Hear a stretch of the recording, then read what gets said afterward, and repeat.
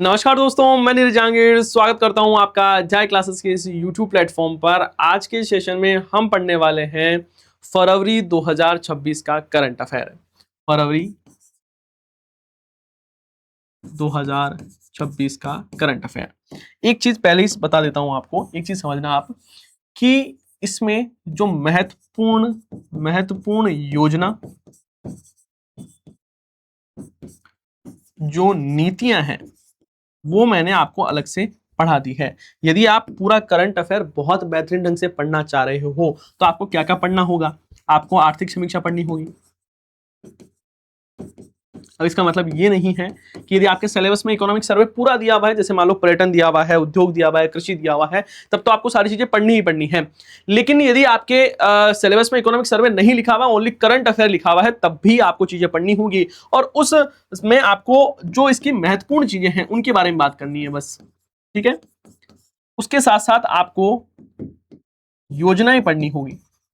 अभी योजनाएं में फ्लैगशिप स्कीम्स हैं। वैसे देखो, राजस्थान सरकार की जो महत्वपूर्ण योजनाएं होती हैं उनको सरकार कहती है ये हमारी फ्लैगशिप स्कीम है, लेकिन वहां से क्वेश्चन नहीं पूछती। सर कैसी बातें कर रहे हो। हाँ, अभी आपने देखो फर्स्ट ग्रेड का एग्जाम हुआ, अभी लैब असिस्टेंट का एग्जाम हुआ, फ्लैगशिप योजना नहीं पूछी जा रही है। जो पुरानी योजना है जिसको गहलोत सरकार में शुरुआत हुई थी वो पूछी जा रही है, या फिर केंद्र सरकार की योजनाएं हैं वहां से क्वेश्चन ज्यादा पूछे जा रहे हैं। तो हमें फ्लैगशिप योजना तो पढ़नी ही पढ़नी है, उसके साथ साथ में जो नई योजनाएं हैं उनके बारे में भी बात करनी होगी। उसके साथ ही हमें राजस्थान सरकार की जो महत्वपूर्ण नीतियां हैं उनके बारे में बात करना है, और बजट भी पढ़ना है। बजट 2026-27 है वो भी पढ़ना है। जब आप ये सारी चीजें पढ़ोगे तब आपके करंट अफेयर है वो कंप्लीट होगा। अब देखो, मैंने आपके लिए इकोनॉमिक सर्वे का अलग से एक वीडियो है वो बना दिया है, वो आप जरूर देखना है ना। इकोनॉमिक सर्वे ऐसे लिखना कि Rajasthan economic survey by Neeraj sir, एक छोटा सा वीडियो आपको देखने को मिलेगा जिसमें मैंने सारे पहलू है वो कवर कर दिए हैं। ठीक है। योजनाओं में मैंने आपको फ्लैगशिप योजना पढ़ा दी है, उस वीडियो को देखना है। और नीतियों में मेरे सभी जो 34 नीतियां हैं राजस्थान सरकार की, वो सभी नीतियां आपको अलग से एक वीडियो में करवा दी है, और बजट भी मैंने आपको करवा दिया है ना। तो आपको ये समझना होगा कि जब आपके सिलेबस में करंट अफेयर दिया हुआ है तो ये सारे पहलू आपको अच्छे से कवर है वो करने ही होंगे, तभी चीजें बैठ पाएगी। और इससे पहले हमने जनवरी करंट अफेयर पढ़ लिया है, यदि आपने वो वीडियो नहीं देखी है तो उसे जरूर देखना है। तो चलो शुरू करते हैं। यहां पर देखो, फर्स्ट क्वेश्चन आपकी स्क्रीन पर ये रहा, लिखा हुआ है कि विपणन सीजन 2026-27 के लिए गेहूं का न्यूनतम समर्थन मूल्य कितना निर्धारित किया गया है। ये क्वेश्चन एग्जाम में पूछा हुआ है तो आपको बहुत अच्छे से आना ही आना चाहिए। गेहूं का न्यूनतम समर्थन मूल्य, अब ये सर ये क्या होता है, इसे बोला जाता है मिनिमम सपोर्ट प्राइस। मतलब ऐसा मूल्य जिस पर सरकार किसानों से फसल खरीदती है। मतलब क्या हुआ, जैसे ऐसे मानो कि मेरा ये खेत है और इस मेरे खेत में मैंने क्या किया कि सर गेहूं की खेती कर ली। अब मैं जब गेहूं की खेती करता हूं तो मुझे रहेगा कि यार पता नहीं गेहूं क्या भाव मिलेगा, कि ना मतलब क्या भाव बिकेगा, क्या पता बिकेगा या नहीं बिकेगा। तो सरकार कहती है मस्त रहो। सरकार क्या कहती है, मस्त रहो, आप एक काम करो, गेहूं की आप तो जबरदस्त तरीके से खेती करो, टेंशन हमारी है। कि सर आपकी क्या टेंशन है। सरकार कहती है कि 2585 रुपए प्रति क्विंटल तो हम दे देंगे। 2585 रुपए प्रति क्विंटल है, वो तो पैसा है वो हम ही दे देंगे, आपको टेंशन लेने की आवश्यकता नहीं है। मतलब इतना पैसा है ना मिनिमम, ये तो हम दे देंगे। भाई मिनिमम का मतलब होता है मिनिमम सपोर्ट प्राइस है, न्यूनतम समर्थन मूल्य है, कि इतना पैसा तो हम दे देंगे। यदि आपको इससे ज्यादा मिल रहा है मार्केट में तो वहां बेच दो, यदि इससे कम कोई पैसा दे रहा है तो कोई टेंशन वाली बात नहीं है। आपकी जो राजस्थान सरकार की या भारत सरकार द्वारा जो मंडियां स्थापित है उसमें आप बेच दो। तो मिनिमम कितना है सर, 2585 रुपए है। ये ध्यान रखना है, किसके अनुसार ध्यान रखना है कि यहां पर सीजन 2026-27 के अनुसार। कई बार क्या होता है, क्वेश्चन आपको ये जो आंकड़े हैं ये परिवर्तित होते रहते हैं, चेंज होते रहेंगे। आपको ये समझना होगा कि आपके क्वेश्चन में पूछा क्या गया है। समझ रहे हो। तो ये ध्यान रखना है। और ध्यान रखना, किसान की जो पंजीकरण करवाने की अवधि है वो भी इसमें दी गई थी कि आप 25 जून तक पंजीकरण है वो करवा सकते हो। 25 फरवरी से लेकर 25 जून तक इसमें पंजीकरण है वो करवाया जा सकता है, ये ध्यान रखना है। ठीक है। किसान का रजिस्ट्रेशन होगा और किसान है वो न्यूनतम समर्थन मूल्य पर यहां पर चीजें हैं वो बेच पाएगा, ये ध्यान रखना है।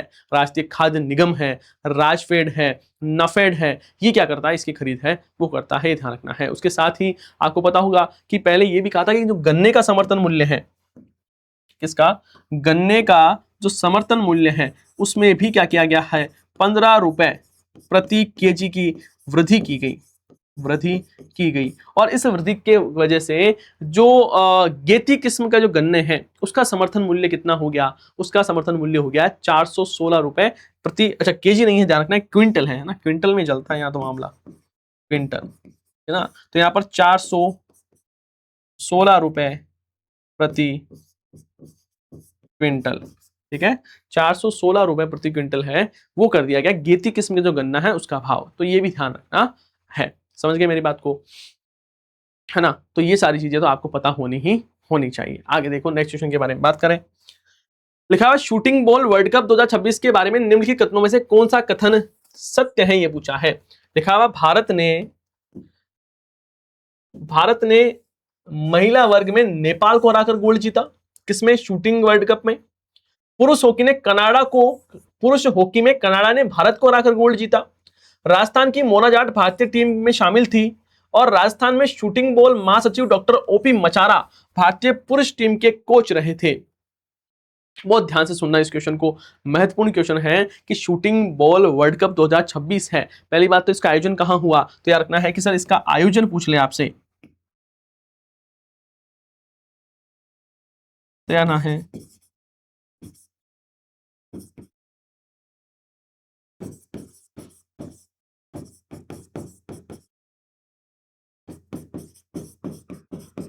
ठीक है, जवाहरलाल नेहरू स्टेडियम है जो नई दिल्ली में, वहां पर आयोजन हुआ था। और कब आयोजन हुआ, तो याद रखना 1 से लेकर 3 फरवरी के बीच में,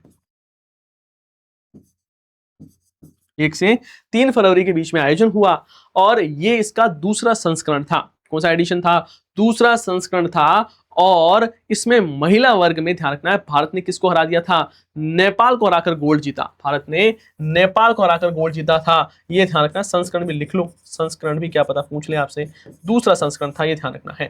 ठीक है, तो याद रखना महिला वर्ग में नेपाल को हराया। और बात करें पुरुष वर्ग में क्या हुआ सर, है ना। और पुरुष वर्ग में ध्यान रखना है, हाँ एक चीज और ध्यान रखना है, महिला वर्ग में राजस्थान में खिलाड़ी थी, इसका नाम है मोना जाट, मोना जाट। तो ये कथन भी सही है साहब, मोना जाट यहाँ पर खिलाड़ी के रूप में शामिल थे। और आपसे पूछे कि महिला टीम के कप्तान कौन थे, तो प्राजक्ता अवले हैं, वो यहाँ पर महिला टीम के कप्तान थे।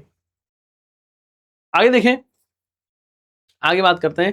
पता नहीं ऐसी कैसे बोल रही है खटखट, है ना। आगे देखो, आगे बात करें पुरुष वर्ग के बारे में। तो पुरुष में देखना, फाइनल में कनाडा ने भारत को हरा दिया था, कनाडा ने भारत को हराकर क्या जीत लिया था, गोल्ड जीत लिया था। यदि भारत है वो फाइनल में हार गया, इसका मतलब क्या हुआ, इसका मतलब भारत ने क्या जीता, रजत पदक जीता। तो यार ना, भारत ने रजत पदक है वो इसमें हासिल किया है। और भारतीय टीम के जो कप्तान है पुरुष टीम के, वो कौन थे, सुरेश बिश्नोई। कौन थे सर, सुरेश बिश्नोई, यहां लिख रहा हूं देखो।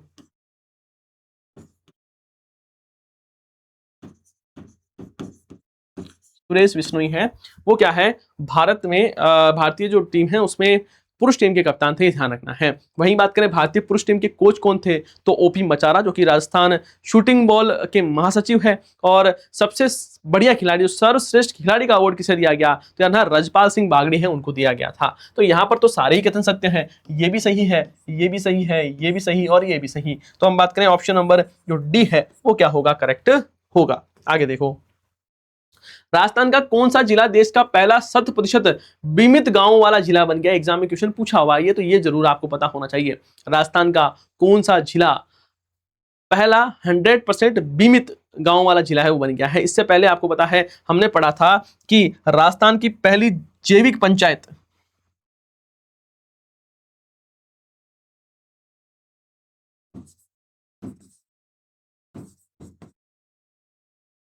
प्रथम जैविक पंचायत कौन सी है, तब आपने क्या बताया था सर,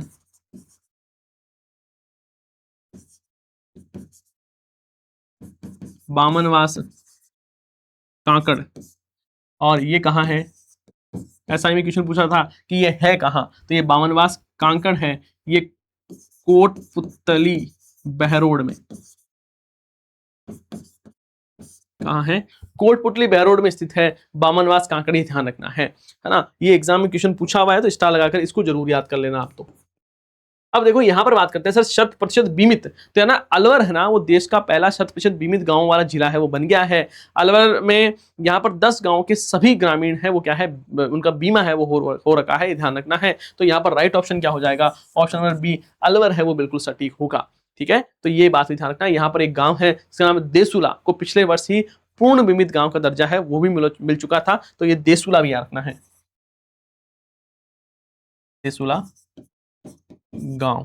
ठीक है ना, ये भी कहाँ है, ये अलवर में ही है, ये भी ध्यान रखना है। समझ गए मेरी बात को।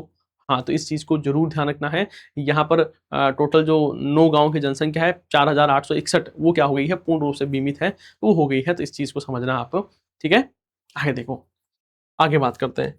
आगे लिखा हुआ है देश का पहला अंतरराष्ट्रीय स्तर का लेक्रोज मैदान कहां पर तैयार किया जा रहा है। लेक्रोज क्या होता है सर, लेक्रोज ऐसे समझना कि जो बास्केटबॉल होता है, ये हॉकी होता है ना, वैसा गेम होता है, और उसमें आगे बास्केट लगी हुई होती है, हॉकी स्टिक के आगे से समझो बास्केट लगी हुई है, उससे ये खेला जाता है लेक्रोज।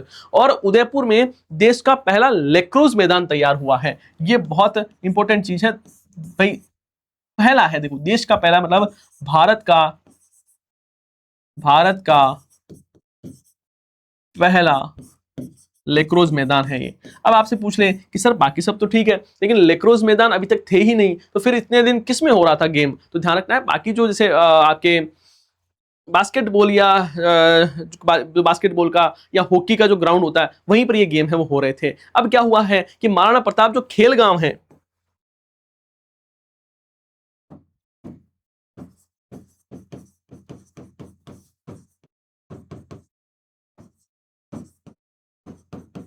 ये कहां है, ये आपके उदयपुर में है।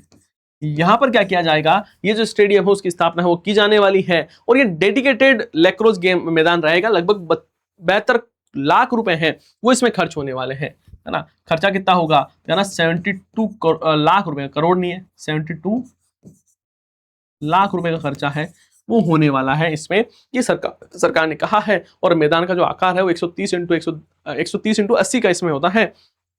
और यहाँ पर महाराणा प्रताप जो स्पोर्ट्स कॉम्प्लेक्स है उसको भी विकसित है वो किया जाने वाला है, ये ध्यान रखना है। और यहाँ पर अभी क्या होता है कि छोटे छोटे जो मैदान है उसमें यहाँ पर खिलाड़ी है वो इसमें खेलते हैं। और लेक्रोज में राजस्थान की बहुत बढ़िया भूमिका रही है ना। यहाँ पर सऊदी अरब में रियाद में एशियाई लेक्रोज गेम्स हुए थे, क्या हुए,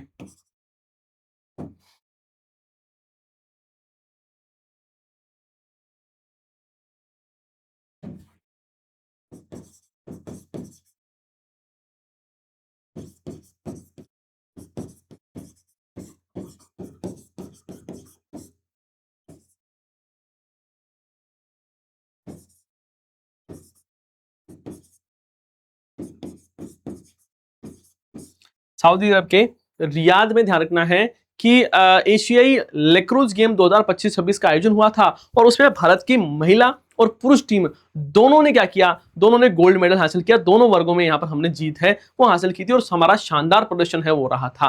फाइनल में जो महिला जो टीम है उसने पाकिस्तान को हराया और यहाँ पर गोल्ड मेडल हासिल किया और जीत दर्ज है वो की थी। और भारतीय टीम में जो ज्यादातर जो खिलाड़ी थे वो कहाँ से थे, जो राजस्थान में जो आदिवासी क्षेत्र जो गमेती वगैरह है, उदयपुर के आसपास में रहने वाली जो आदिवासी जनसंख्या है वो यहाँ पर उसके बहुत ज्यादा खिलाड़ी है वो शामिल थे, इसलिए भी बहुत ज्यादा चर्चा में है वो बना हुआ था, ये ध्यान रखना है। ठीक है ना, तो इसे जरूर ध्यान रखना। यहाँ पर भी हमने बहुत प्रदर्शन किया और राजस्थान के बहुत सारे खिलाड़ी हैं वो इसमें शामिल थे। यहाँ पर महिला और पुरुष दोनों ने यहाँ पर स्वर्ण पदक हासिल किया था, ये ध्यान रखोगे। आगे देखो, दुनिया का पहला आयुर्वेदिक एक्सीलेंस सेंटर कहां पर स्थापित हुआ। आयुर्वेदिक एक्सीलेंस सेंटर है वो कहां पर स्थापित किया गया, तो ध्यान रखना है कि राजस्थान में। पहली बात तो आपसे पूछे centre of excellence for climate change कहां पर स्थापित किया गया है, बताओ। देखें बताओगे तो कैसे ही रिकॉर्डेड सेशन है कि सर हम बताएंगे नहीं, लेकिन मुझे पता है आप पर विश्वास है आप बता दोगे, है ना। देखिए कमेंट बॉक्स में लिखना, कमेंट बॉक्स में मैं जितने भी क्वेश्चन पूछ रहा हूँ एक आप डायरी रखो साथ में, और डायरी में मैं जितने क्वेश्चन पूछूंगा इस पूरे सेशन में वो आपको कमेंट में जरूर लिखने हैं। तो एक क्वेश्चन तो मैंने पूछ लिया है, centre of excellence for climate change कहां पर है, centre of excellence for sports कहां पर है, तो स्पोर्ट्स तो जयपुर में है, ये आप मुझे बता, सबको पता है ना। क्लाइमेट चेंज वाला जरूर बताना है। अब आपसे पूछे दुनिया का पहला आपके आयुर्वेदिक जो एक्सीलेंस सेंटर है वो कहां पर, जयपुर में। लेकिन आपसे पूछे आयुर्वेदिक की कॉलेज कहां पर खोली जाएगी, तो ये ध्यान रखना वो अजमेर में, कॉलेज मतलब यूनिवर्सिटी, वो अजमेर में खोली जाएगी। इसके लिए विधेयक है वो पारित किया गया है, ये ध्यान रखना है। लेकिन पहला एक्सीलेंस सेंटर है वो कहां पर, जयपुर में है, वो खोला जाएगा। और ये जरूर ध्यान रखना है कहां पर, जयपुर में। और राष्ट्रीय आयुर्वेद संस्थान जो है वहां पर खोला जाने वाला है, भजन लाल जी ने कहा है। और आपसे पूछे कि आयुष मंत्री कौन है, तो वैसे तो ये जो उद्घाटन है ना, वो ये घोषणा है वो की गई थी, जो केंद्रीय आयुष राज्य मंत्री है प्रताप राव जाधव, प्रताप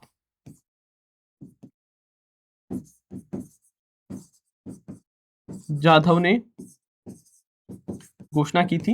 ये केंद्र में आपके बात करें इसके आयुष राज्य मंत्री है। ठीक है, आपसे पूछे राजस्थान में मंत्री कौन है,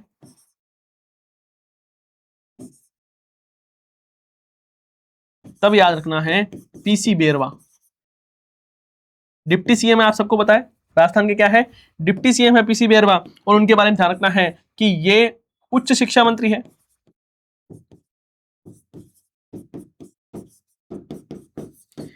ये तकनीकी शिक्षा विभाग के मंत्री है।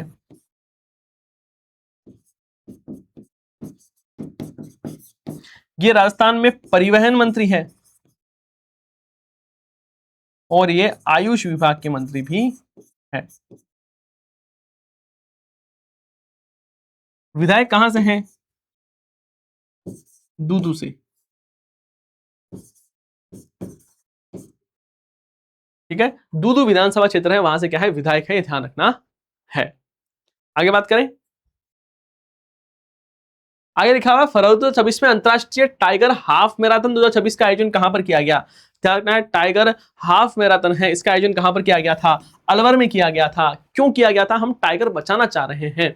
और इसमें अंतरराष्ट्रीय सहभागिता भी थी, मतलब बहुत सारे अंतरराष्ट्रीय जो एथलीट है वो शामिल हुए। और 8 देशों के जो एथलीट्स हैं उन्होंने यहाँ पर पार्टिसिपेट किया था। मतलब एक भव्य आयोजन है वो ये था। मैराथन मतलब दौड़ होगी, और कुल 18,000 जो एथलीट है उन्होंने इसमें पार्टिसिपेट किया, जिसमें दिव्यांग लोग भी शामिल थे। और ऐसा कहा गया कि ये जो मैराथन थी उसमें जो पुरस्कार दिया गया, जो अंतरराष्ट्रीय खिलाड़ी को जो पुरस्कार मिला था, वो लगभग 6,75,000 का पुरस्कार दिया गया था।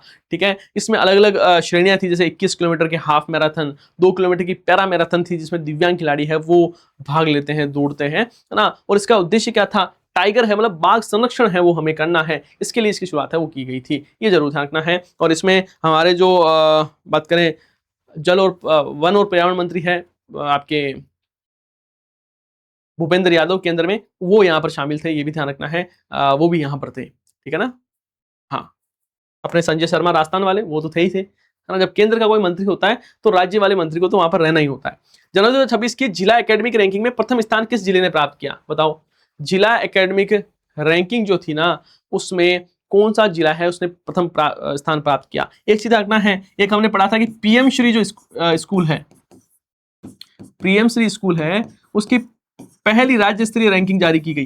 पहली राज्य स्तरीय रैंकिंग जारी की गई थी, याद है आपको। उस रैंकिंग में कौन से स्कूल टॉप पर है, तो ध्यान रखना है पीएम श्री। हाँ, ये कहां है, ये सर जोधपुर में है। ठीक है, और केकड़ी वाली है वो दूसरे स्थान पर थी, अजमेर वाली, वो भी ध्यान रखना है। अब यहाँ पर जिला एकेडमिक रैंकिंग के बारे में बात करें, स्कूल शिक्षा विभाग जो है वो जारी करता है, जनवरी 2026 में जारी की गई। और इसमें कहा गया कि साहब ये जो पहली रैंकिंग थी, मतलब जो रैंकिंग थी जनवरी 2026 वाली मासिक रैंकिंग, उसमें झुंझुनू है वो क्या था, टॉप पर था। झुंझुनू है वो पहले स्थान पर था। किसने जारी की थी, स्कूल शिक्षा विभाग ने। मंत्री कौन है स्कूल शिक्षा विभाग मंत्री, तो यार मदन दिलावर जी।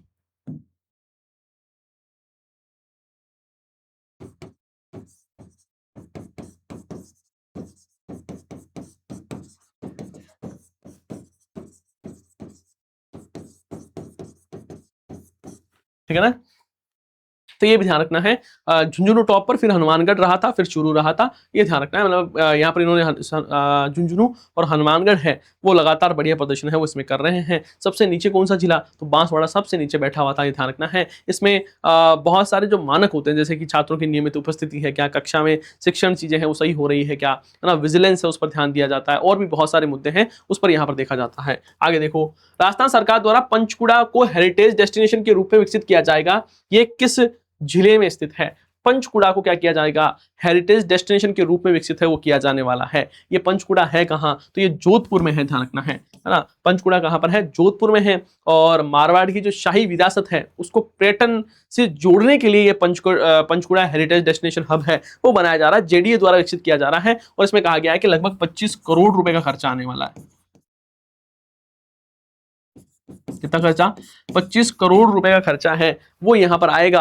और यहाँ पर जो छतरियां जितनी भी बनी हुई है उसका संरक्षण किया जाएगा, जीर्णोद्धार है वो किया जाने वाला है, हेरिटेज प्रवेश द्वार है वो होगा, और हेरिटेज थीम पर यहाँ पर पाथवे है उसका निर्माण किया जाएगा, लाइटिंग शो वगैरह है वो होंगे, है ना। बिल्कुल सारे पर्यटक के लिए इसको विकसित है वो किया जाने वाला है, ध्यान रखना है, ठीक है। और जोधपुर जिले को कंप्लीट टूरिस्ट डेस्टिनेशन के रूप में पहचान भी दी गई है ना। जोधपुर को कहा गया कि ये क्या है, कंप्लीट टूरिस्ट डेस्टिनेशन के रूप में इसको मैपिंग है वो की गई है। और मैक माई ट्रिप जो रिपोर्ट है 2026 की, मैक माई ट्रिप की जो रिपोर्ट है उसमें जयपुर उदयपुर है वो सबसे ज्यादा लोकप्रिय घरेलू डेस्टिनेशन है, ये भी ध्यान रखना है। बाकी हमने ये पढ़ा था कि आपसे पूछा वेडिंग डेस्टिनेशन हब कहां पर विकसित किया जा रहा है, तो बालोतरा में किया जा रहा है। और वेड इन इंडिया एक्सपो है उसका आयोजन कहां हुआ, तो रामबाग पैलेस जयपुर में। वेड इन, वेड मतलब समझते हो, नहीं समझते, राम वेड संगीता, वेड्स नहीं लिखते आप, दिल बनाते हो फिर नाम फिर वेड्स लिखते हो, मतलब शादी।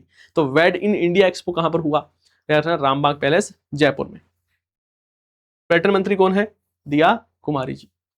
फरवरी 2026 में राजस्थान के पहले hard rock rare earth mineral block की नीलामी की गई। ये कहां पर स्थित है, आप सभी को पता है, रेयर अर्थ यहाँ पर जो बहुत ज़्यादा जरूरी है, ये हमारे आर्थिक विकास के लिए, हमारी टेक्नोलॉजी में हम यदि बढ़ना चाहते हैं तो हमारे पास में जो रेयर अर्थ है वो होने चाहिए, रेयर अर्थ मिनरल्स है वो होने चाहिए। चाइना है वो इसका बड़ा सबसे बड़ा मालिक है, अभी चाइना के पास में रेयर अर्थ मेटल है, तो सभी लोग, आपको पता है चाइना है वो बहुत ज़्यादा आगे हैं। अब यहाँ पर बात को समझते हैं कि भारत का पहला hard rock rare earth mineral block है वो कहाँ पर मिला है, तो ध्यान रखना है ये हमें मिला है आपके ये जो एक जगह है जिसका नाम है बाटीखेड़ा।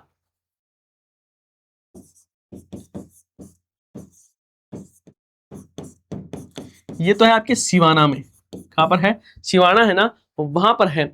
और ये किस जिले में आ रहा है, तो ये सर बालोतरा में आ रहा है, तो आप सीधा बालोतरा कर सकते हो, बालोतरा राजस्थान है ना। जैसे बालोतरा में आपसे पूछे कि बालोतरा में कहां, तो भाटीखेड़ा जगह है, सिवाना में आता है ये। और यहाँ पर पाया, यहाँ पर रेयर अर्थ मेटल है उसकी नीलामी है वो की गई है। ये भारत का पहला hard rock rare earth mineral block है। और वैसे भी मिनरल ब्लॉक की नीलामी में राजस्थान पहले स्थान पर आता है। इसका यूज कहाँ पर होता है, जो स्मार्टफोन है, रक्षा उपकरण है, इलेक्ट्रिक वाहन है, इसमें इसका यूज है वो किया जाता है, ये ध्यान रखना है। और नीलामी का जो मतलब जो नीलामी की ये जो ब्लॉक है वो किसको मिला है, तो मैसर्स टीम है आपके जियो रिसोर्सेज प्राइवेट लिमिटेड, जियो समझ गए होंगे किसकी कंपनी है, किसको मिल रहा है ना, हाँ जियो को मिल रहा है, ऐसा मान लो आप। तो मेरा मैसर्स टीम और जियो रिसोर्सेज प्राइवेट लिमिटेड है, उसको यहाँ पर ये दिया गया कि साहब खोदो और निकालो, ठीक है। तो रेयर अर्थ मिनरल के लिए हम काम कर रहे हैं, वैसे जरूरी भी है, अभी हम आयात करते हैं सारा, तो हम सोचते हैं हमारे आत्मनिर्भर है वो होगी, चीन पर हमारी पूरी निर्भरता है तो वो भी कम होगी, तो इसके लिए भी हम काम है वो कर रहे हैं,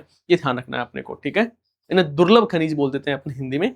और राजस्थान देश में पहले स्थान पर है खनिज ब्लॉकों की नीलामी में। हमने कुल 103 ब्लॉकों के आवंटित है वो कर दिया है, आर्थिक समीक्षा में भी यही डाटा है वो आपका लिखा हुआ है, ठीक है। तो ये सारी बातें आपको ध्यान रखनी है। आगे देखो, बॉस्को कप अंतरराष्ट्रीय बॉक्सिंग प्रतियोगिता में अरुंधति चौधरी ने 70 किलोग्राम भार वर्ग में स्वर्ण पदक जीता। यह प्रतियोगिता कहां पर हुई थी, देखो बॉस्को कप अंतरराष्ट्रीय बॉक्सिंग की बात करें तो इसका जो आयोजन है वो कहां पर हुआ, स्पेन में हुआ। स्पेन में एक जगह है एलिकेट,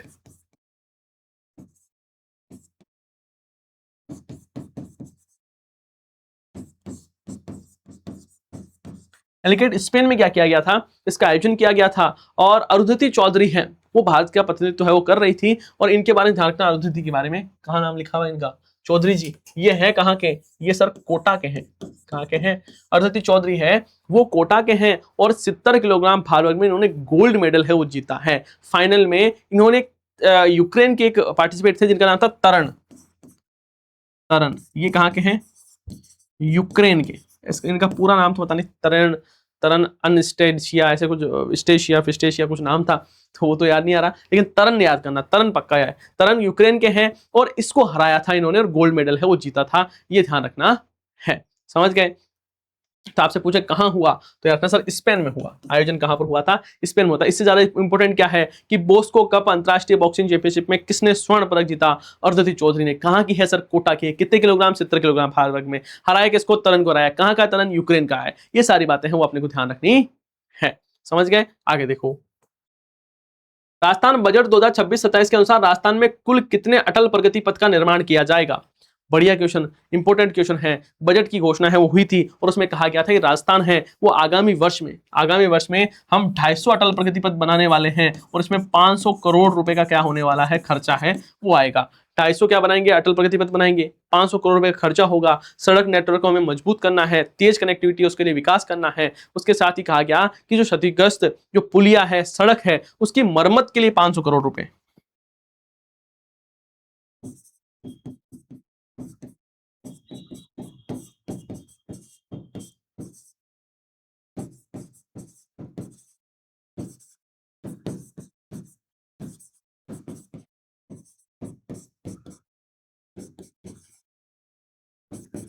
ठीक है भाई, क्षतिग्रस्त जो रोड है, पुलिया है, उसके लिए 500 करोड़ रुपए कहा गया है। सड़क विस्तार करने वाले हैं, 42,000 किलोमीटर लंबी सड़कों का विस्तार है वो किया जाएगा। शहरी क्षेत्रों में भी सड़कों का विकास किया जाएगा। इसमें लिए लगभग 1800 करोड़ रुपए हैं। एक सेकंड रुकना, 1800 करोड़ रुपए हैं वो खर्च किए गए हैं।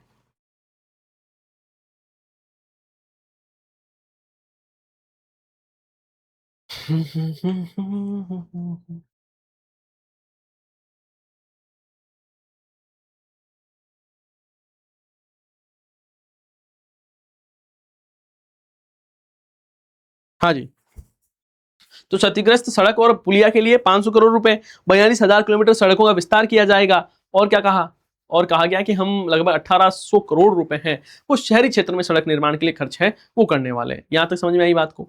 अटल प्रगति पथ क्या है? ध्यान रखना है, 2011 की जनगणना के अनुसार, 2011 की जनगणना के अनुसार कोई क्षेत्र ऐसा है, कोई कस्बा है, कोई गांव या कस्बा है जिसकी जनसंख्या है वो 10,000 से अधिक है, तो वहां पर 1 से लेकर 3 किलोमीटर लंबी, 7 मीटर चौड़ी, 2 लेन वाली अटल प्रगति पथ है उसका निर्माण किया जाता है। के यदि आप गांव में रहते हो, कभी शहर वगैरह जाते हो, शहर में कस्बे वस्बे में जाते हो ना, अपन ग्रामीण क्षेत्र में लोग कभी कभार जाते हैं, तो हम मान लो शहर में जाते हैं, शहर मतलब कस्बा में, शहर नहीं, शहर का मतलब तो जैसे नगर पालिका अगर नहीं, जैसे कोई नगर निगम है, छोटा मोटा शहर है, वहां पर आप जाते हो, तो जैसे आप एंटर करते हो ना उसके अंदर, तो आप देखना 3 किलोमीटर लंबी एक रोड आती है, दो ना बीच में डिवाइडर लाइट वाइट लगी हुई रहती है, 2 लेन का जो रोड रहती है उसे अटल प्रगति पथ कहा जाता है। किसकी बनी होती है? सीमेंट कंक्रीट की रहती है, ध्यान रखना, सीमेंट कंक्रीट की बनी हुई रहेगी, दोनों किनारों पर नालियां रहेगी और यहाँ पर उसमें निकासी की जो व्यवस्था है पानी को निकलने की वो बढ़िया से की हुई होगी। वो 3 किलोमीटर की सड़क होती है, उसे अटल प्रगति पथ कहा जाता है। सरकार कह रही भाई और कुछ नहीं तो किसी गांव में एंटर करें तब तो थोड़ा सा बढ़िया लगे, तो इसलिए अटल प्रगति पथ है वो बनाया गया है। और यहाँ पर ध्यान रखना है 500 करोड़ रुपए खर्च किए जाएंगे। एग्जाम में पूछा जा सकता है, याद करना।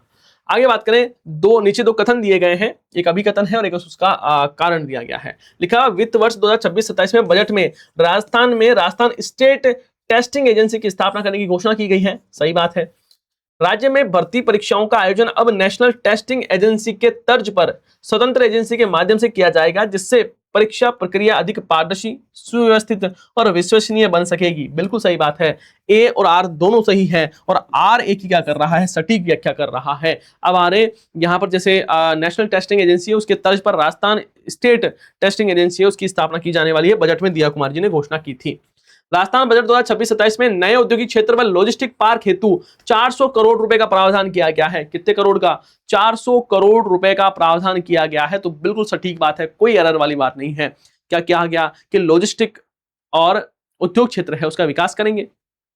दिया कुमार जी ने घोषणा की 400 करोड़ रुपए खर्च करने वाले हैं। और आगे कहा धर्मपुरा, बाड़मेर, मसूदा, ब्यावर, कन्याखेड़ी, भीलवाड़ा में नए औद्योगिक क्षेत्र विकसित किए जाएंगे। तो ये कथन भी सही है। तो यहां पर दोनों ही कथन क्या हो जाते हैं? सत्य हो जाते हैं। क्या कहा गया कि हम क्या करेंगे? 400 करोड़ रुपए खर्च करेंगे। धर्मपुरा, बाड़मेर, मसूदा कहां पर है? ब्यावर में है। और कन्याखेड़ी है भीलवाड़ा में। तो यहां पर हम क्या करेंगे? नए औद्योगिक क्षेत्र है उसकी स्थापना है वो करने वाले हैं। नए लॉजिस्टिक हब है और इनलैंड कंटेनर डिपो है उसकी स्थापना की जाएगी। ये भी दिया कुमार जी ने कहा था, तो याद रखना है। बेसिक एनिमल हस्बेंड्री स्टैटिस्टिक्स 2024-25 के अनुसार भारत ऊन उत्पादन में शीर्ष राज्य कौन सा है? भारत में ऊन उत्पादन में कौन सा ऐसा स्टेट है जो कि पहले स्थान पर है? तो ध्यान रखना है अपना प्यारा राजस्थान है, वो लगभग 47% के साथ में 47 पॉइंट कुछ है, 47.502 या 53 है, तो आप 50 मान लो इसको, है ना। इतना प्रतिशत क्या कर रहा है उत्पादन है, वो कौन कर रहा है? राजस्थान है वो कर रहा है। और उसके बाद में जम्मू कश्मीर आता है, फिर कर्नाटक का नंबर आता है ऊन उत्पादन में, ये ध्यान रखना है, ठीक है। और भेड़ की आबादी में बात करें तो भारत का जो स्थान है, मतलब भारत का दूसरा स्थान है भेड़ की आबादी में। चीन के बाद में हमारे पास में भेड़ है, और ऊन उत्पादन में हमारा 9वां स्थान है, भारत की कह रहा हूँ, ठीक है। और वैसे राजस्थान में बीकानेर, जोधपुर, नागौर, यहाँ पर हमारे ऊन है, भेड़ पाई जाती है, जैसे चोकला वगैरह, ये जो भेड़ें हैं जिसको राजस्थान का मेरिनो कहा जाता है, तो इसमें अच्छा खासा उत्पादन होता है हमारे पास। चोकला, मगरा, मारवाड़ी,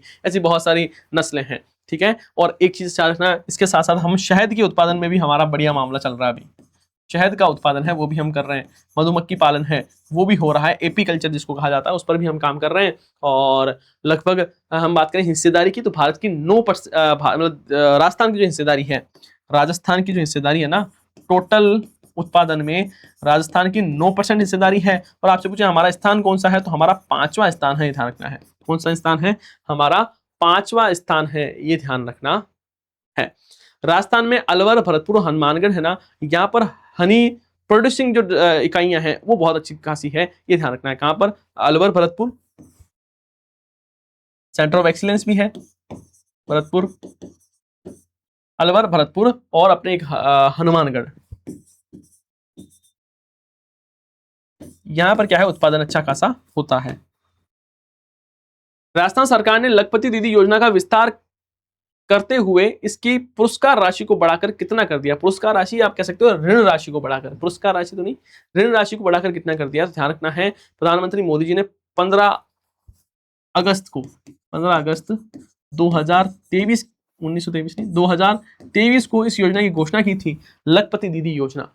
और कहा था कि देश की 3 करोड़ से ज्यादा महिलाओं को मैं लखपति दीदी है वो बनाऊंगा। बनाया भी सही, बहुत सारी दीदियों को लखपति दीदी बनाया गया, लेकिन इसमें पहले 1 लाख रुपए की राशि है वो दी जा रही थी। कितनी? 1 लाख रुपए की। अब इसको बढ़ाकर कितना कर दिया है सर? 1.5 लाख रुपए कर दिया है। कितना? 1.5 लाख रुपए है वो कर दिया है। कब घोषणा हुई सर? बजट में, बजट 2026-27 में दिया कुमार जी ने घोषणा है वो की थी कि अब 1.5 लाख रुपए देंगे। समझ गए बात को? ये बात जरूर ध्यान रखना है, एग्जाम में ये क्वेश्चन है वो पूछा जाएगा ही जाएगा। दूसरी बात कि यहां पर एक योजना और है, लाडो प्रोत्साहन योजना। और इस योजना में भी आपको पता होगा पहले 1 लाख रुपए दिए जा रहे थे और उसको बढ़ाकर अब 7 किस्तों में, 7 किस्तों में कितने कहा गया कि 1.5 लाख रुपए देंगे। पहले 1 लाख रुपए मिल रहे थे, अब इसमें भी बढ़ाकर 1.5 लाख रुपए हैं वो कर दिए हैं। आगे देखो, मणिपुर हिंसा के दौरान आतंकवादी रोधी अभियान में असाधारण साहस के कारण किसे राजस्थान सेना मेडल से सम्मानित किया गया? किसे राजस्थान सेना मेडल है उससे सम्मानित किया गया है? तो ध्यान रखना है कि यहाँ पर इन्होंने आतंकवादी रोधी अभियान है उसमें बढ़िया प्रदर्शन किया था, तो मेजर राजेंद्र सिंह शेखावत साहब हैं, इनको क्या किया गया है यहाँ पर सेना मेडल है उससे सम्मानित है वो किया गया है। ईस्टर्न कमांड जो यहाँ पर एक समारोह हुआ था ईस्टर्न कमांड में, वहां पर इनको सम्मानित है वो किया गया था। और जो इनका जो आपके उमरोई है मेघालय में, वहां पर इनका स्टेशन था और यहाँ पर इन्होंने बढ़िया प्रदर्शन किया है। कहाँ के ये? तो सर ये कुचामन डीडवाना के हैं, कुचामन डीडवाना जिले के हैं, ये ध्यान रखना। आगे देखो, लिखा हुआ है कि कथन दिया हुआ है, दूसरा उसका कारण है कोटा महोत्सव 2026 का आयोजन 21 से 22 फरवरी को चंबल रिवर फ्रंट और सूर्य घाट कोटा में किया जाएगा, क्योंकि यह वार्षिक सांस्कृतिक उत्सव लोक संगीत, नृत्य कला, शिल्प, फूड कोर्ट और पर्यटन गतिविधियों के माध्यम से कोटा की संस्कृति व पर्यटन को बढ़ावा देने के लिए आयोजित किया गया जाता है। तो यहाँ पर भी ठीक है, कोई एरर वाली बात है ही नहीं, दोनों ही क्या है बिल्कुल सटीक है, कोई यहाँ पर के तो क्या ही एरर होगा। तो ये क्वेश्चन भी आपको ध्यान रखना है। आपसे पूछे कि कोटा महोत्सव कहाँ पर, तो कोटा महोत्सव कहाँ मनाया जाता है? सर कोटा में मनाया जाता है। ये महोत्सव ध्यान रखना किसके द्वारा मनाया गया, तो पर्यटन विभाग है वो आयोजन करता है 21 से 22 फरवरी के बीच में। कहाँ पर? तो चंबल रिवर फ्रंट है जहाँ पर सूर्य घाट है वहां पर, ठीक है, ये जरूर ध्यान रखना है। ड्रीम प्रोग्राम के संबंध में कथनों पर विचार कीजिए। देखो ये प्रोग्राम बहुत ज्यादा इंपॉर्टेंट है, एग्जाम में यहां से पक्का आपको क्वेश्चन देखने को मिलेगा, तो अच्छे समझना। इसका पूरा नाम क्या है? Digital readiness and empowerment through assistant mentoring programme.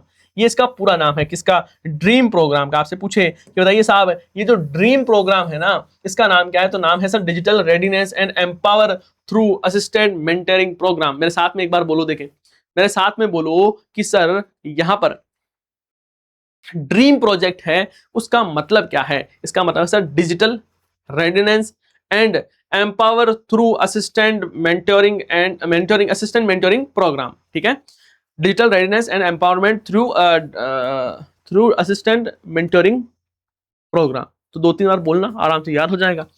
देखो इसका लक्ष्य आगामी वर्ष में लगभग 50,000 विद्यार्थियों को लाभान्वित करना है। देखो ये जो छोटे छोटे कथन है ना, यहीं से ही एग्जाम में क्वेश्चन पूछा जाएगा कि आगामी वर्ष में 50,000 की जगह आपको मान लीजिए 5,000 विद्यार्थियों को लाभान्वित किया जाएगा, तो वो गलत हो जाएगा। तो 50,000 विद्यार्थियों को लाभान्वित किया जाएगा।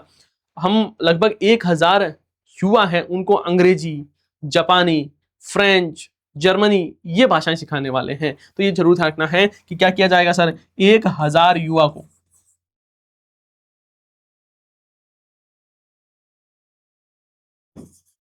को क्या करेंगे साहब, विदेशी भाषा सिखाएंगे।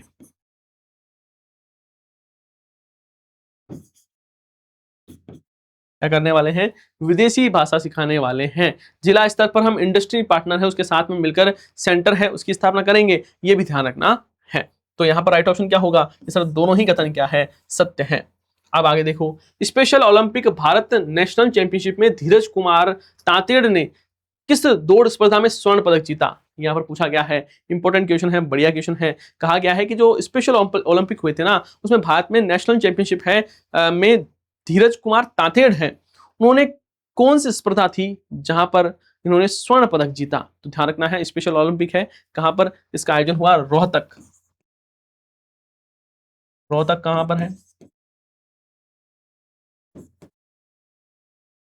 हरियाणा में है। और यहाँ पर तांतेड़ जी जो है, उन्होंने, तांतेड़ जी कहाँ के हैं भाई? ये तो पता, जो तांतेड़ जी पूछ ले कहाँ के साहब, तो ये बीकानेर के हैं। ये कहाँ के हैं? बीकानेर के हैं। और ये दौड़ की खिलाड़ी है, 200 मीटर दौड़ में एथलीट है ये, 200 मीटर दौड़ में गोल्ड मेडल है वो जीता है। 200 मीटर दौड़ में क्या जीत लिया इन्होंने? स्वर्ण पदक है वो अपने नाम किया है, तो ये ध्यान रखना है। एशियन राइफल पिस्टल चैंपियनशिप के संबंध में सत्य कथन है।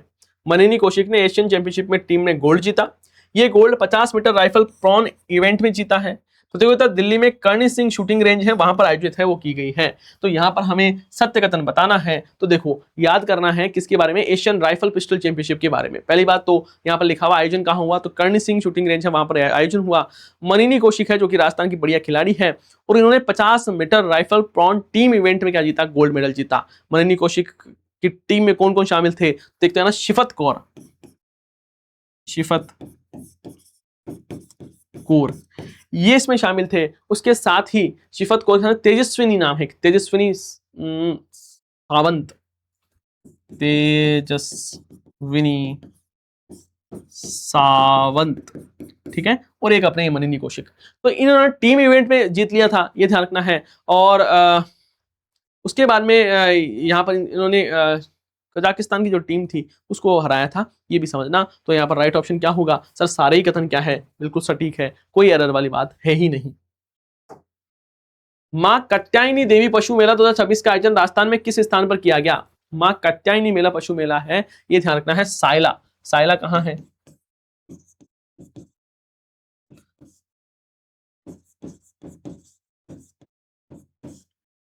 जालोर में। तो सायला जालोर में ध्यान रखना है, फरवरी के महीने में यहाँ पर जालोर जिला प्रशासन है और पशुपालन विभाग है उसके द्वारा आयोजन किया गया था। ये जरूर ध्यान रखना है, पशुपालकों को मंच प्रदान करना है, पशुओं को व्यापार, नस्ल वगैरह है उसकी किस्मों को उन्नत करने के लिए इसकी शुरुआत है वो की गई थी। राज्य बजट 2026-27 में किस जिलों में हाड़ी रानी पैनोरमा निर्माण करने की घोषणा की गई थी?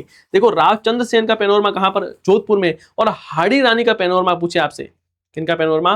क्या आपसे पूछे कि सर हाड़ी रानी का पैनोरमा है, हाड़ी रानी का पैनोरमा कहां पर? तो ध्यान रखना है सर, ये जो पैनोरमा है वो कहां पर? सभी को पता है सर, सलुम्बर में। सलुम्बर में पैनोरमा, सलुम्बर में पैनोरमा बनाया जाएगा और लगभग 4 करोड़ रुपए का खर्चा है वो सरकार को आने वाला है। आगे देखो, राजस्थान सरकार की राज सवेरा मुख्य रूप से किससे संबंधित है? देखो, राज सवेरा, जैसे हमने भी ड्रीम प्रोजेक्ट पढ़ा था वैसे ही राज सवेरा है। वैसे ही क्या है? राज सवेरा है। राज सवेरा में आपसे पूछे सर सवेरा का मतलब क्या है, तो राज सवेरा का मतलब है state wide anti drugs vigilance enforcement and rehabilitation and awareness. ये है आपके राज। जो राज का मतलब तो है राजस्थान, सवेरा, सवेरा का मतलब राज का मतलब राजस्थान, सवेरा का मतलब है state wide, state wide anti drugs, state wide anti drugs vigilance enforcement rehabilitation and awareness.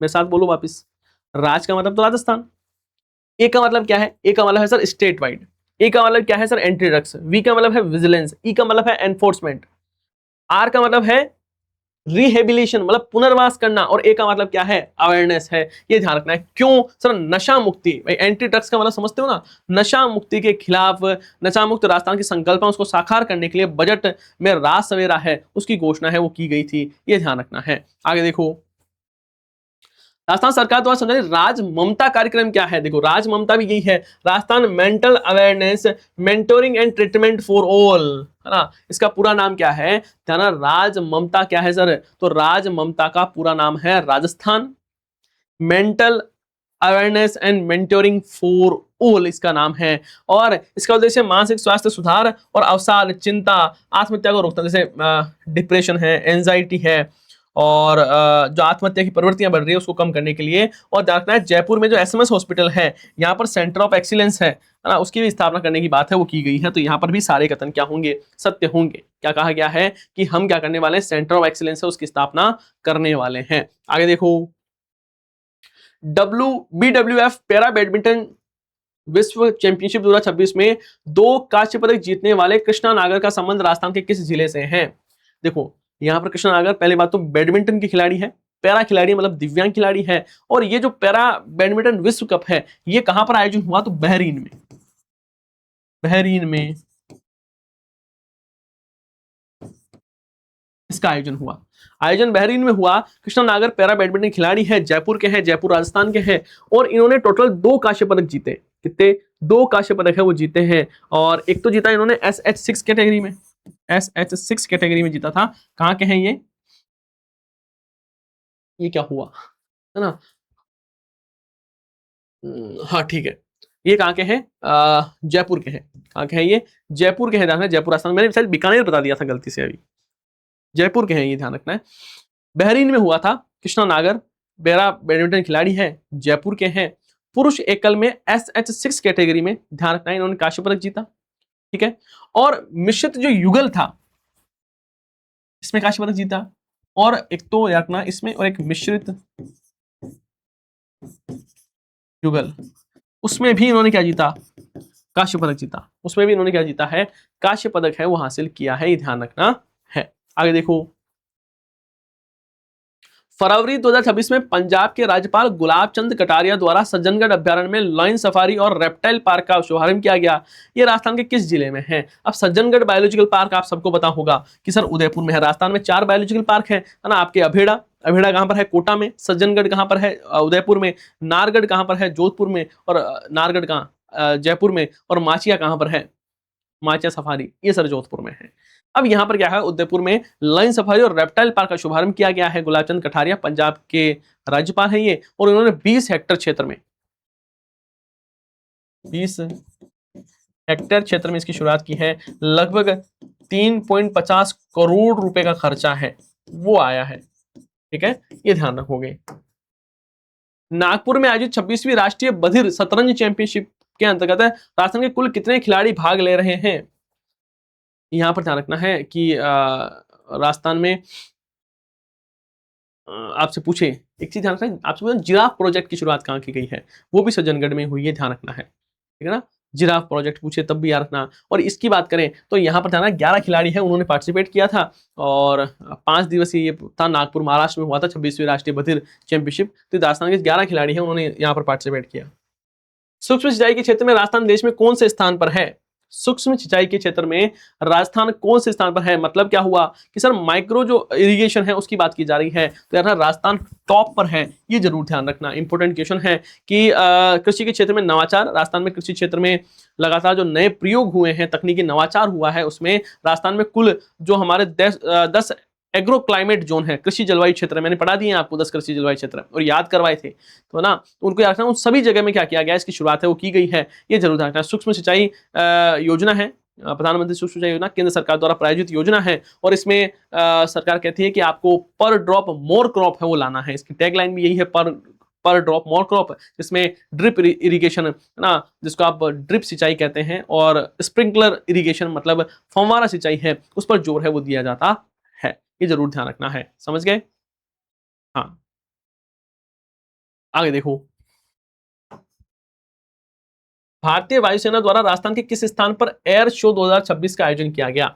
Air show कहां पर आयोजित किया था? आप सबको पता है जल महल की जो पाल है जयपुर में, वहां पर एयर शो का आयोजन हुआ था, जिसमें हमारे सारे जो मंत्रीगण हैं वो मौजूद थे, राज्यपाल साहब थे यहाँ पर, और यहाँ पर एरोबेटिक टीम है सूर्य किरण, उसने एक शानदार प्रदर्शन है वो किया था, है ना। और यहाँ पर 9 विमान है, उन्होंने 1000 फीट की ऊंचाई पर शानदार तिरंगा फॉर्मेशन है वो बनाई थी, बहुत जबरदस्त हुआ था ये कार्यक्रम, है ना। यहाँ पर हेलीकॉप्टर वगैरह भी थे।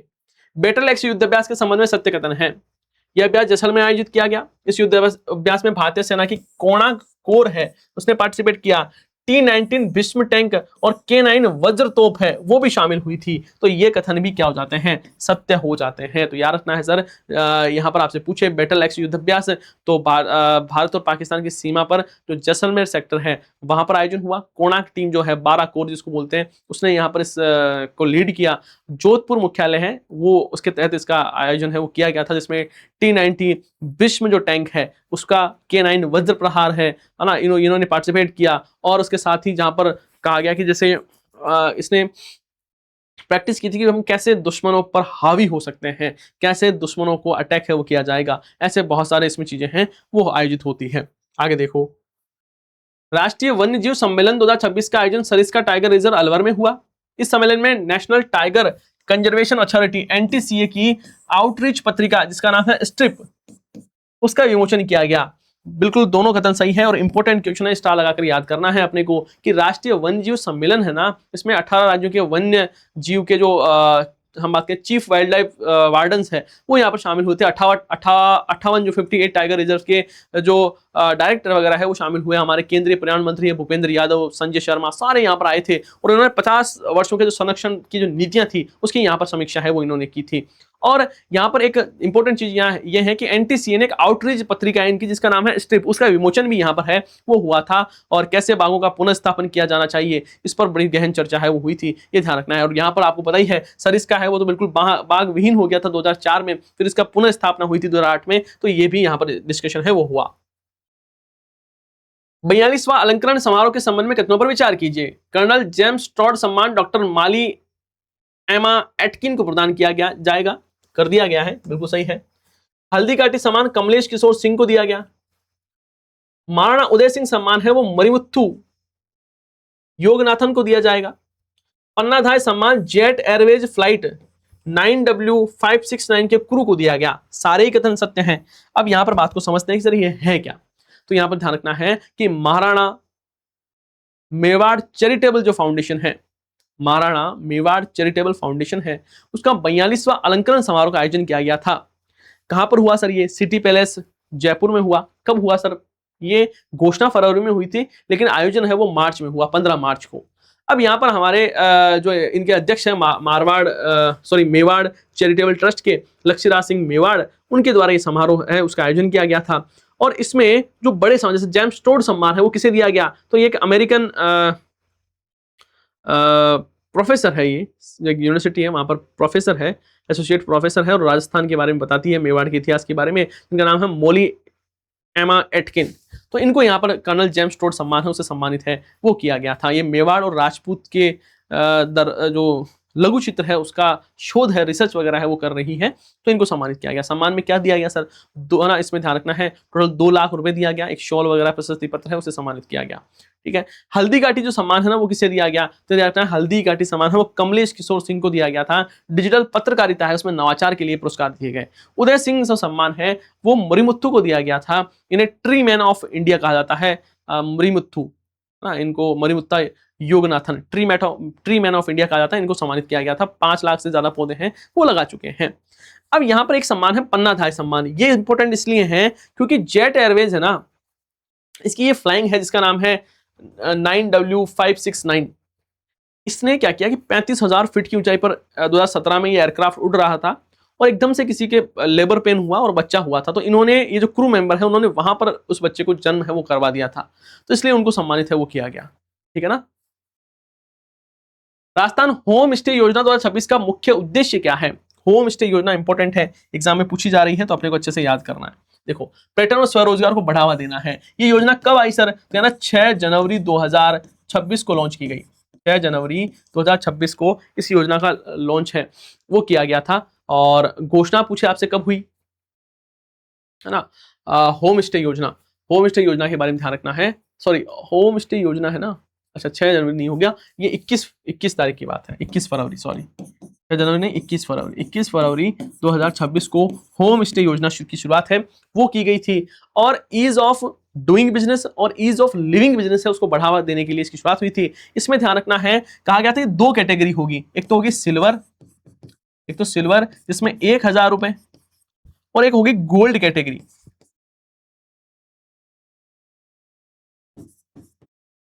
इसमें आपको 2,000 रुपए आप चार्ज कर सकते हो। ये 2 कैटेगरी है इसमें, हाँ 2 तो क्या है कैटेगरी है, ये ध्यान रखना है। और अधिकतम आप 8 कमरे और 24 बेड की है वो अनुमति दी गई है, 8 कमरों की। अभी एग्जाम में ये क्वेश्चन पूछा गया था, याद हो तो आपको ना, फर्स्ट ग्रेड में सेम क्वेश्चन पूछा गया था। 8 कमरे और 24 बेड आप लगा सकते हो, ये अनुमति रहेगी। वैसे पता है होम स्टे क्या होता है? जैसे मान लो कोई व्यक्ति आपके लिए घर पे राजस्थान घूमने के लिए आया, अब आपको लगता है क्या कि कोई एक्चुअल में कोई बढ़िया सा पर्यटक है, मतलब जिसको पता है कि साहब घूमना है, वो राजस्थान की होटल में रहेगा, मतलब लग्जरियस होटल थोड़ी जिएगा। वो ये चाहता है कि मैं राजस्थान में आऊं, आराम से छपरे में सोऊं, सुबह राबड़ी छाछ पीऊं बढ़िया से, फिर उठूं दिन में वहां पर वो काका जी हुक्का पी रहे हैं तो उसके साथ में हुक्का पीऊं, फिर गाँव में घूमूं, दोपहर में आऊं, बढ़िया छाछ वाछ कूटी हुई रोटियां हैं वो खाऊं, है ना, कूटी सॉरी बाजरी है, बाजरी का जो बनता है कूटी हुई बाजरी का, वो क्या बोलते हैं यार उसे, राबड़ी बनती है, तो वो राबड़ी है वो खाऊं मैं बढ़िया से, और गुली शिरा खाऊं, उसके साथ में बाटी हुई मिर्चियां हैं वो मैं खाऊं, और शाम को आराम से दाल बाटी खाऊं, तब तो उसका राजस्थान का टूर है वो पूरा होगा। और वो यदि आए जयपुर में 2 दिन होटल में रुके, हवा महल देख के चला जाए, तब तो फिर कहीं का राजस्थान घूमा, कुछ पता ही नहीं रहेगा उसको राजस्थान में क्या है। लेकिन यदि मान लो एक बार उसने ये जीवन जी लिया कि आराम से उस छत पर सोए रात को और बढ़िया से सुबह उठे, चाय वाय पिए, बढ़िया मस्त रहे, राबड़ी वाबड़ी पी के, तो वो जीवन भर याद करेगा उसको। तो यहाँ पर राजस्थान सरकार ने कहा कि हम होम स्टे योजना लेकर आ रहे हैं।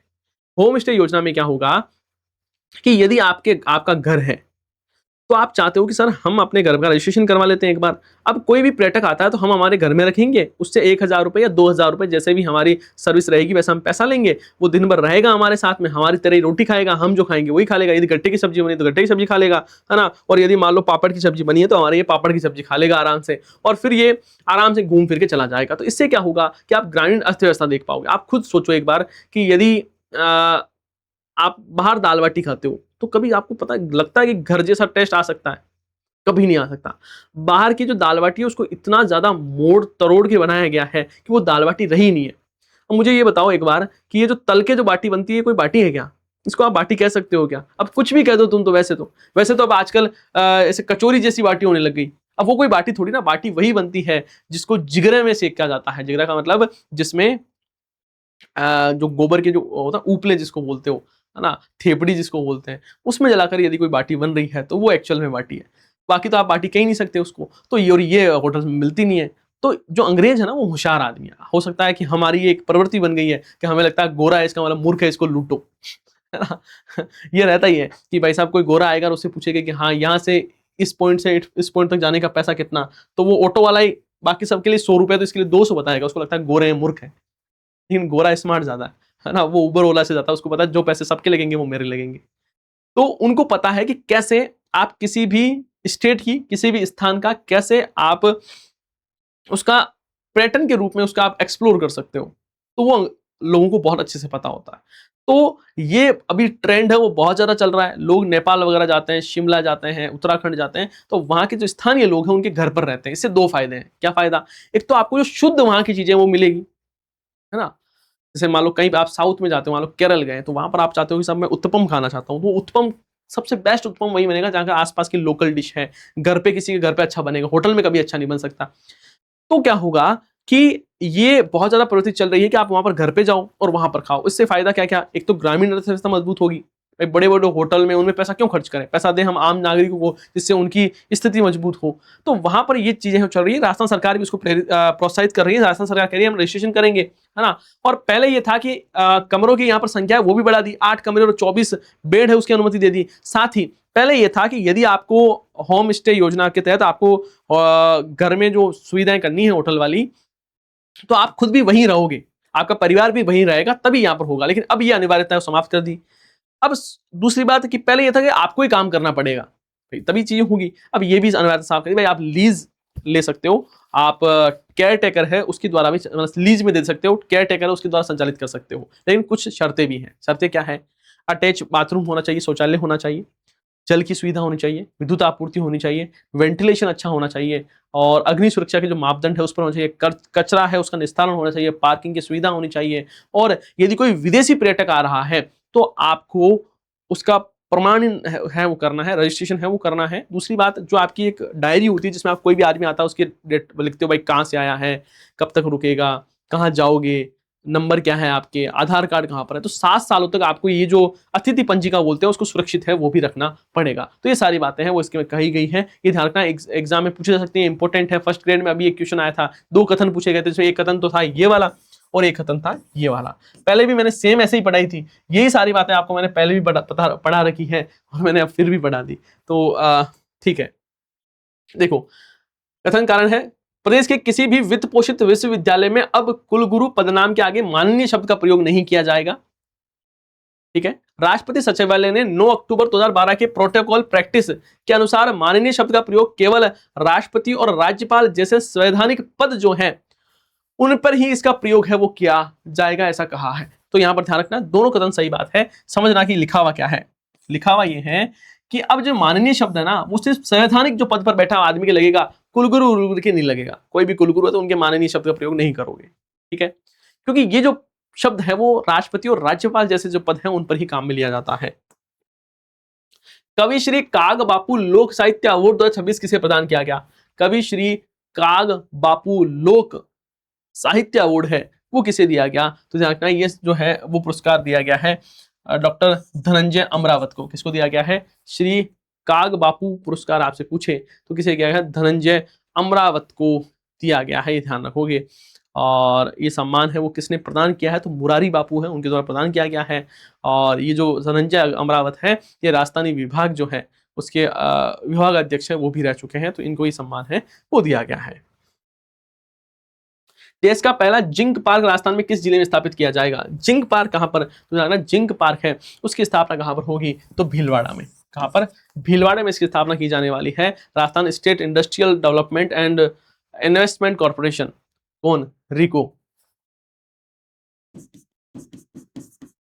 रिको क्या कर रहा है साहब? इसकी स्थापना है वो कर रहा है रिको, और यहाँ पर हिंदुस्तान जिंक लिमिटेड और त्रिपुरा ग्रुप है उसके बीच में एक एमओयू हुआ है जिसके तहत जिंक पार्क है उसकी स्थापना की जाएगी। ये जिंक पार्क क्या होता है सर?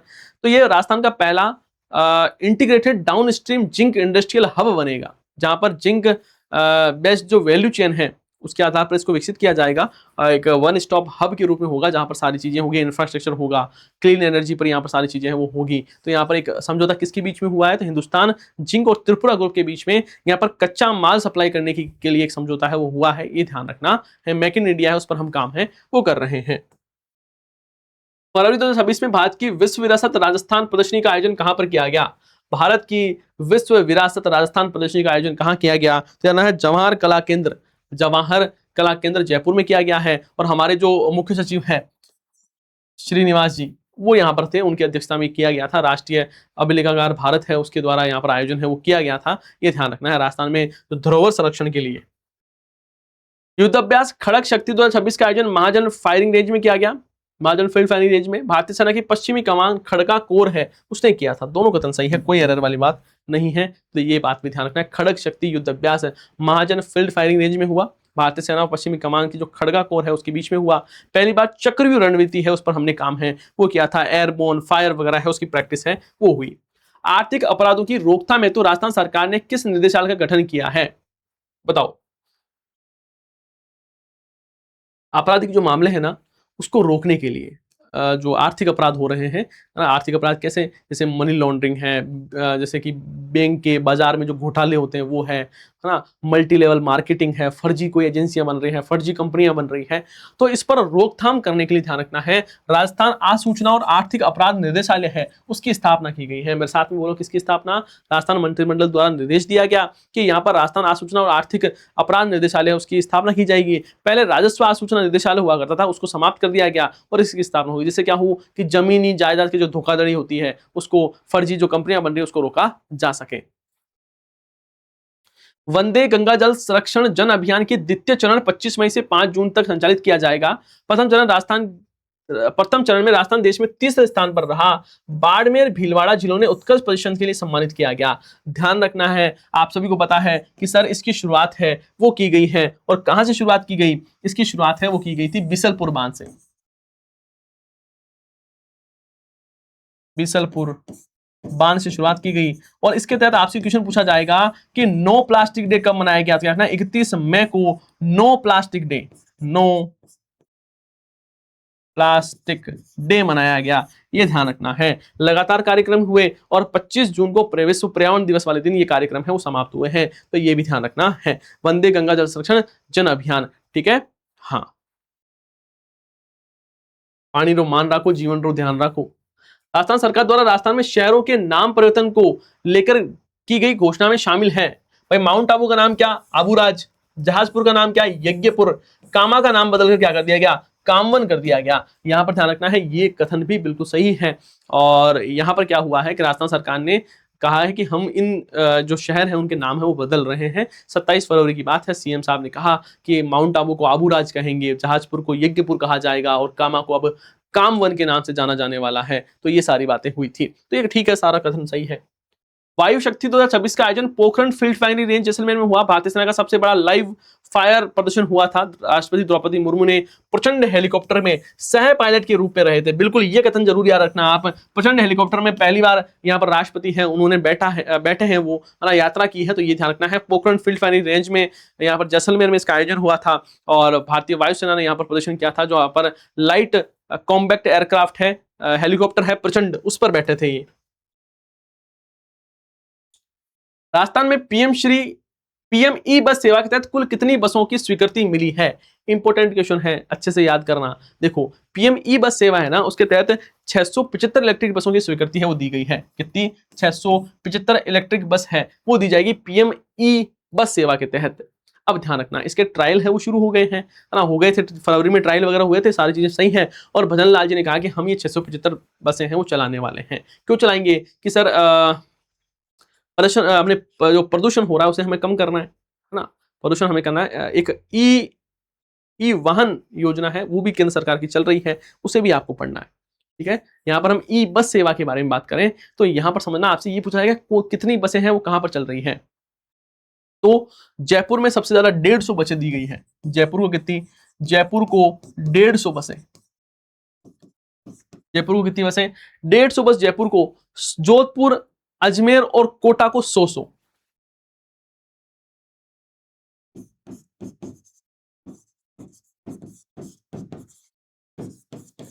सबको 100 मतलब 100 इसको, 100 इसको, 100 इसको ना, ईच, ठीक है। बीकानेर को 75, बीकानेर को 75, और अलवर, अलवर जो है, बीकानेर को पहले 75 लिखो। बीकानेर को, सिर्फ बीकानेर ही है जिसको 75 मिल रही है, बाकी जो अलवर है, अलवर है, नागौर है ना, अलवर, अपने भीलवाड़ा, उदयपुर, है ना, इसमें नागौर हटाओ, नागौर नहीं है, भीलवाड़ा है,